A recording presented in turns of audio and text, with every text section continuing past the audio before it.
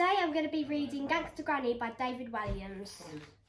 Chapter 1, Cabbagey Water. But Granny is so boring, said Ben. It was a cold Friday evening in November, and as usual he was slumped in the back of his mum and dad's car. Once again he was on his way to stay the night at his dreaded Granny's house. All old people are. Don't talk about your Granny like that, said Dad weakly, his fat stomach pushed up against the steering wheel of the family's little brown car. I hate spending time with her, protested Ben. Her TV doesn't work.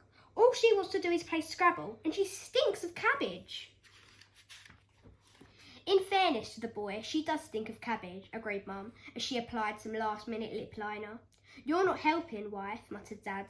At worst, my mother has a very slight odour of boiled vegetables. Can't I come with you? Pleaded Ben. I love what's-it dancing, he lied. It's called ballroom dancing, corrected Dad, and you don't love it. You said, and I quote, I'd rather eat my own bogies than watch that rubbish. Now, Ben's mum and Dad love ballroom dancing. Sometimes Ben thought they loved it more than they loved him. There was a TV show on Saturday evenings that Mum and Dad never missed called Strictly Stars Dancing, where celebrities would be paired with professional ballroom dancers. In fact, if there was a fire in their house, Mum could only either save a sparkly gold tap shoe once worn by Flavio Flavioli, the shiny tan dancer and heartbreaker from Italy, who appeared on every series of the hit TV show, or her only child. Ben thought she would probably go for the shoe.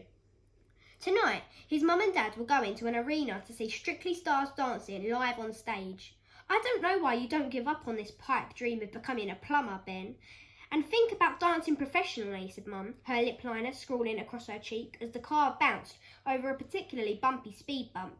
Mum had a habit of applying makeup in the car, which meant she often arrived somewhere looking like a clown. Maybe, just maybe, you could end up on Strictly, added Mum excitedly. Because prancing around like this is stupid, said Ben. Mum whimpers a little and reached for the tissue. You're upsetting your mother. Now just be quiet, please, Ben. There's a good boy, replied Dad firmly as he turned up the volume on the stereo. Inevitably, a Strictly CD was playing. 50 Golden Grapes from the hit TV show was emblazoned on the cover. Ben hated the CD, not least because he had heard it a million times. In fact, he had heard it so many times it was like torture. Ben's mum worked at the local nail salon, Gals Nails. Because there weren't many customers, Mum would always come home with extremely long, multicoloured plastic extensions out on the end of her fingers. Ben's dad, meanwhile, worked as a security guard at the local supermarket. The highlight of his 20-year career so far was stopping an old man who had concealed 2 tubs of margarine down his trousers. Although Dad was now too fat to run after any robbers, he could certainly block their escape.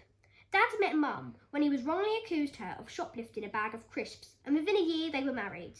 The car swung around the corner into Grey Close, where Granny's bungalow squatted. It was one of a whole row of sad little homes, mainly inhabited by old people. The car came to a halt, and Ben slowly turned his head towards the bungalow. Looking expectantly out of the living room window was Granny, waiting. She was always waiting by the window for him to arrive. How long has she been there? Thought Ben. Since last week? Ben was her only grandchild, and as far as he knew, no one else ever came to visit. Granny waved and gave Ben a little smile, which his grumpy face just about permitted him to reluctantly return. Right, one of us will pick you up tomorrow morning at around 11, said Dad, keeping the engine running. Can't you make it 10? Ben, growled Dad. He released the child lock, and Ben grudgingly pushed the door open and stepped out. Ben didn't need the child lock, of course. He was 11 years old and hardly likely to open the door while the car was driving. He suspected his dad only used it to stop him from driving out the car when they were on their way to Granny's house. Clunk went the door behind him as the engine revved up again. Before he could ring the bell, Granny opened the door. A huge gust of cabbage blasted in Ben's face. It was like a great big slap of smell. She was very much your textbook Granny.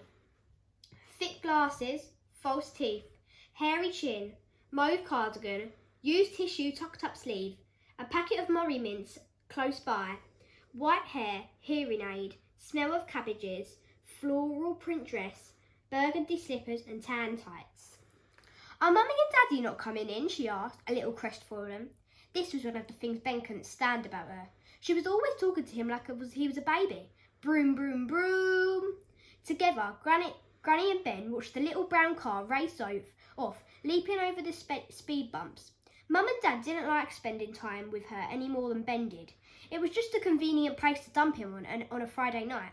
No, sorry, Granny, sputtered Ben. Oh, well, come in then, she muttered. Now, I've set up the Scrabble board, and for your tea, I've got your favourite, cabbage soup. Ben's face dropped even further.